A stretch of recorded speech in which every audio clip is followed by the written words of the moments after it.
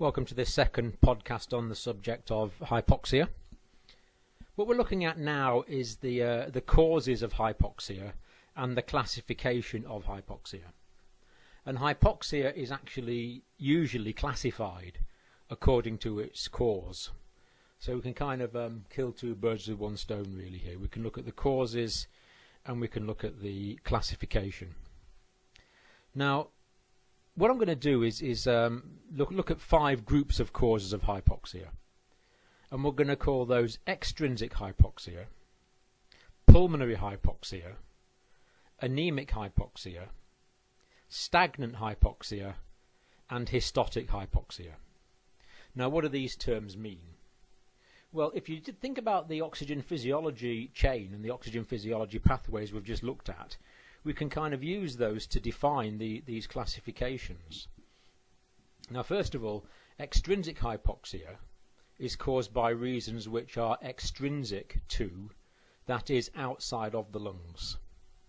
So that's factors to do with the air, or the ability of the biomechanics of the chest to get air into the lungs, or the ability of the air to move through the large airways. All of those things would be extrinsic hypoxia. It's caused by factors extrinsic to the lungs, outside of the lungs.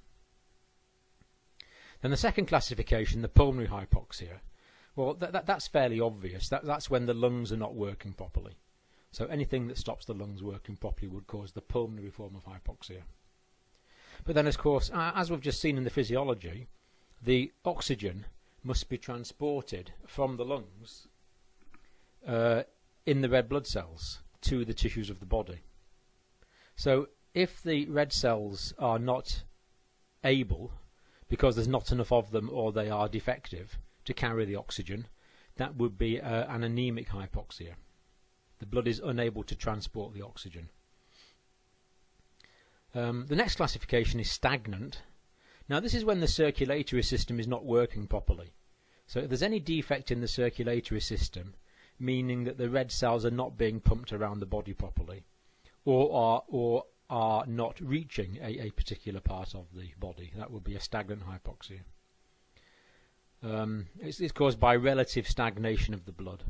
And it can also be caused by relative stagnation of the tissue fluids as well, for example, if the patient is edematous. And then the fifth classification we'll look at is hystotic hypoxia. Histology, of course, is to do with the tissues of the body. So if there's a hystotic hypoxia, it means the tissues are not able to use the oxygen which has been delivered to them. It's the tissues themselves that can't use the oxygen in hystotic hypoxia. But let's think about these in turn now. So let's think about extrinsic hypoxia first. Hypoxia caused by reasons outside of the lungs. And this will occur whenever there's not enough oxygen in the atmospheric air around about. So, for example, if someone is shut in a confined space, children sometimes get shut in refrigerators or other accidents like that. If there's not enough oxygen in the external air, then obviously that oxygen can't get into the lungs and into the blood. When else might we get extrinsic hypoxia? Well, there's not enough oxygen in the atmosphere at altitude if people go trekking and climbing in high mountains. Maybe over, well, I suppose altitude effects can start anywhere after about 2,500 meters. But over 5,000 meters, altitude effects are very likely to occur. Climbers and trekkers going up to high altitude. And people have known for a long time that people that go up to high altitude get 2 particular types of problems. They get headaches, disorientation, dizziness, feeling sick, things like that. So there's kind of brain effects. And also they get very short of breath sometimes, so there's lung effects. So altitude sickness these days, we tend to call it altitude mountain sickness. And we divide it into 2 types. HACE and PACE. HACE is high altitude cerebral edema, spelling edema with an E, and HAPE is high altitude pulmonary edema. Let's think about these in turn. Let's think about high altitude pulmonary edema first. Now, If part of the lung tissue doesn't have enough oxygen in it, as would be the case at altitude, if part of the lung is hypoxic, then the pulmonary capillaries respond by constricting. So hypoxia causes pulmonary arteriole vasoconstriction. And when you constrict the pulmonary arterioles down, that means the blood in the small vessels is under higher pressure. And if the blood's at higher pressure, that means more tissue fluid is formed at the arterial end of the capillary and less tissue fluid is absorbed at the venous end of the capillary. And the end result is that you get edema accumulation within the lungs. And this causes breathing difficulties because the lungs have got a lot of fluid in them. There's pulmonary edema. And then high altitude cerebral edema. Well, when the brain is short of oxygen, the exact opposite thing happens. There is a compensatory vasodilation. The blood vessels get wider. And as the blood vessels get wider, it's reasonable to think that they get more leaky. The capillaries get more leaky as they get wider. And as well as that, if the cerebral arterioles dilate, more blood is going to be allowed into the cerebral capillaries. There's going to be a greater volume of blood, and that's going to increase the pressure. And again, just the same as in the lungs, if there's an increased pressure, then more tissue fluid will be formed at the arterial end of the capillary, and less tissue fluid will be absorbed at the venous end of the capillary. And excess fluid will be left in the brain tissue. And of course this causes cerebral edema, because the cranial vault is a closed cavity, and if the amount of fluid is increased, that can eventually raise the intracranial pressure. This causes headaches, disorientation, feelings of sickness. And make no mistake, both of these conditions are life-threatening. And patients with altitude effects need to be taken down to lower altitude as soon as possible. Otherwise, it is a life-threatening condition. You've got to get them down to low altitudes. But that's very interesting. But more commonly, in our clinical practice, we might see problems that cause hypoventilation. If there's not enough air going in and out of the lungs. Not enough air means not enough oxygen. So anything that inhibits the ability of the biomechanics of the chest to suck air into the lungs and to blow air out of the lungs. And first of all, we could think about some neurological conditions. Myasthenia gravis and Guillain-Barré can both cause a degree of respiratory paralysis, where the intercostal muscles and the diaphragm are not able to work properly. And for any reason, if a patient's muscles are paralyzed, so muscle relaxing drugs that anaesthetists give, for example, will paralyze the muscles. Anaesthetists know about this, of course, and they ventilate their patients. But sometimes, if the muscle relaxants aren't fully reversed, then you can get a degree of hypoventilation causing hypoxia in the post-operative period. So we need to watch patients with these paralyzing respiratory drugs and paralyzing respiratory diseases very carefully. Just out of interest, elapid snake bites can also cause paralysis. Now the elapids are the cobras, mambas, and the kraits type of snake, not the vipers. Vipers work in a completely different way. But the elapids, the cobras, the mambas, and the kraits, their venoms actually cause neuromuscular paralysis, and it's the same as muscle relaxing drugs. It prevents the nerve impulse going from the motor neuron into the skeletal muscle, and of course the intercostal muscles and diaphragm are skeletal muscle, and it stops that nervous impulse going in, so it paralyzes that muscle. Opiate drugs are a well-known cause of respiratory depression.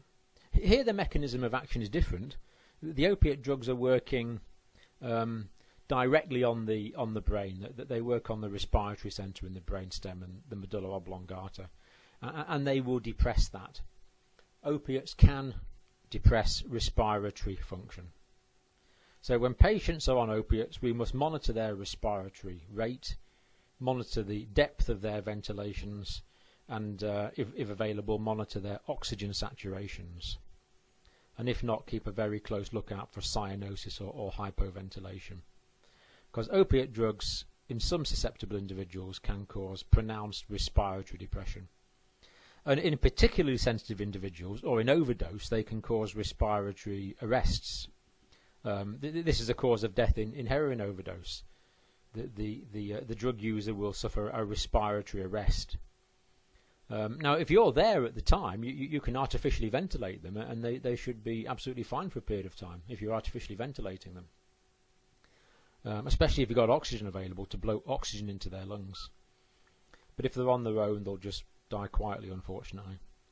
And of course, in the hospital situation, we can give them naloxone, which is the antidote to opiates. Unfortunately, when we give them naloxone, it reverses all the effects of the opiates.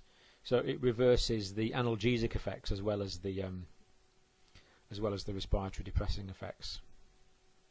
Now, other causes of hypoventilation could be pressure on the chest and the abdomen. You know, when you breathe in and out, it's not just the chest that moves; the abdomen moves as well, because as the diaphragm goes down to facilitate inspiration, that's going to displace abdominal contents. So if there's pressure on the abdomen and or thorax, then that can stop patients from breathing. Patients after earthquakes, for example, might be trapped under falling masonry, and that means they physically can't manage to move the chests and their abdomens. Or someone might be trapped in a car after a road traffic accident, where they're squashed. And another one is if people are sat on. There's been a few terrible accidents like in this, where during boisterous behaviour, people have been sat on, and if someone's sat on, then they can't move the weight of the other person. So sitting on someone's abdomen or chest, again, it can kill them because they're unable to breathe. Chest injuries can also generate mechanical deficiencies sometimes. If you've got one or two fractured ribs, you're normally okay. It's very painful. But if a group of ribs are fractured, especially if there's more than one fracture line, that's called a flail segment. And basically you've got an area of chest wall which is detached from the rest of the chest wall. And it can exhibit noisy, paradoxical movements. That can cause hypoventilation. These patients can often be treated using a continuous positive airway pressure system, a so-called CPAP system. And another simple cause of hypoventilation that you'll come across regularly is pain. Fractured ribs or pleurisy, or any time where breathing is associated with pain, that can cause hypoventilation. So patients whose breathing is inhibited because of pain, it's very important there that we give adequate analgesic cover, so that they can have normal free chest movements, not inhibited by the pain. Now, another cause of extrinsic hypoxia is airway obstruction. If the large airways become obstructed for any reason, and this can happen in any unconscious patient. If the head is down, or even looking straight forward, but especially if the head's down, that can block off the back of the airways. That's why if we've got an unconscious patient, we need to lift the chin and put the head in an upways position to open the airway. The only problem there is if the patient's been traumatized and might have cervical cord, if the cervical cord is threatened by damaged cervical vertebrae. In that case, we'd have to do what's called the jaw thrust maneuver. Vomiting. If patients vomit when they're unconscious, that's very, very dangerous.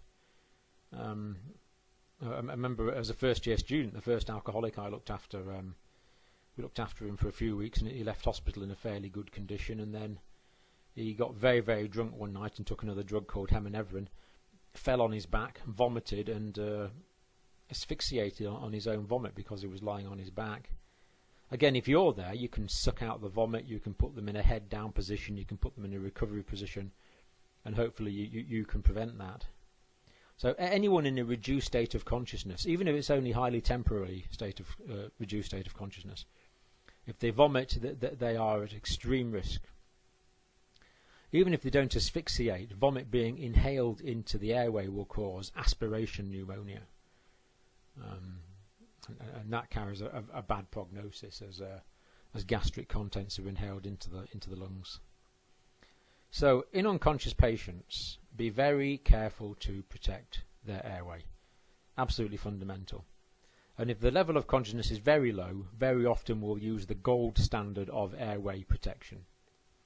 And the gold standard of airway protection is intubation, endotracheal intubation, where we intubate and inflate a cuff that occludes the trachea and prevents anything like saliva or vomit from getting down. And if your patient's got a Glasgow Coma scale of less than 8, then it's well worth considering intubation. The rhyme is less than 8 intubate, and that's fairly good advice. Less than 8 intubate to protect the vital airway. Your patient only has one airway, and you must protect it. Food choking is another cause of asphyxia. If people eat and talk at the same time, there's a risk that as they're trying to swallow, they will inhale, and some food will be sucked down into the trachea, and it might even go into the bronchial passages. Now, if someone is choking and they're able to complain about it verbally, and they're making a noise and they're coughing, that means that the obstruction to the airway is not complete. But if someone is choking and they can't talk, and there's no stertorous breathing, there's no noisy breathing, that might mean that the airway obstruction is a complete obstruction, and that patient's life is at immediate danger. Choking is an immediate life-threatening condition. So probably the best thing to do with these patients is that we put them in a head-down position, and the advice is to give them up to 5 sharp blows between their shoulder blades, using the heel of your hand. And you might have to hit them fairly hard. Give them a good whack between the shoulder blades. For a lot of girls listening, if you probably want to hit them as hard as you can. Actually, give them a really good whack. And the idea is that the vibrations go through the chest and can loosen up the obstruction, and hopefully they'll be able to cough it out.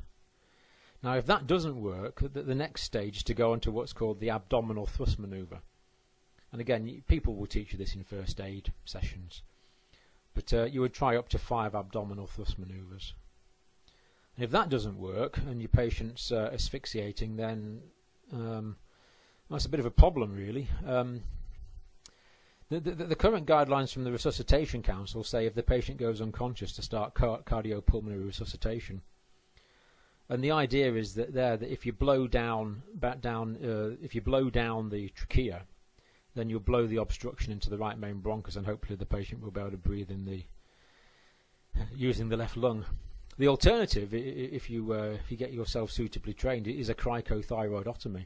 If the obstruction is high, you can open the cricothyroid ligament below the thyroid cartilage, above the cricoid cartilage. You don't want to go in bang in the middle of the cricothyroid ligament and establish an airway through that, if you could get suitable training for that. Cricothyrotomy. What else? Inflammation. Inflammation is another cause of upper airway obstruction. I've certainly seen this in patients that have been burnt and exposed to very hot gases in a fire of an inhaled superheated air, and that's caused inflammation of the upper airway. And there is a risk that in the few hours after a patient's been exposed to really hot gases, that the inflammation can block off the upper airway, and sometimes these patients need to be they might need an opening into the trachea, a tracheostomy formation, or other times you can give them steroids to reduce the swelling. Burns patients must be very carefully observed for that. And you can get edema in the upper airway as part of a severe allergic reaction as well. The tongue, the lips, the upper airway can become very edematous in severe allergic reactions, so much so that the patients can asphyxiate, and those patients will almost certainly require emergency intramuscular adrenaline, and we'll probably want to give them 0.5 of a milligram of adrenaline intramuscularly. 0.5 of a milligram, that's 0.5 of a mil of 1 in 1,000 adrenaline, and that could be repeated after several minutes if there was no effect. After that, they would need hopefully a senior review, and they might need something like hydrocortisone. Anything else? Yeah, I think let's talk about children. I think let's just mention children before we finish. Now, the airway situation in children is different. For example, children get acute epiglottitis, and if the epiglottis becomes swollen in children, because the pharynx and the glottis are so much smaller, that can result in complete obstruction of the upper airway, and is a life-threatening condition. So very careful observation of children with epiglottitis. They may need to be intubated to open the airway, if the airway blocks off as a result of epiglottitis. And for for around about the first 6 months of life, babies are what you call obligate nose breathers. They are unable to open the muscles in the back of their mouth to breathe through their mouths. They must breathe through their noses. So for the first 6 months of life, children can only breathe through their noses, and that means if their noses are blocked up for any reason, then they cannot breathe through their mouth as you can when your nose is blocked up. So very important to maintain babies' airways through their noses, as they are the obligate. They have to breathe through their noses. So that's just a few ideas on extrinsic hypoxia.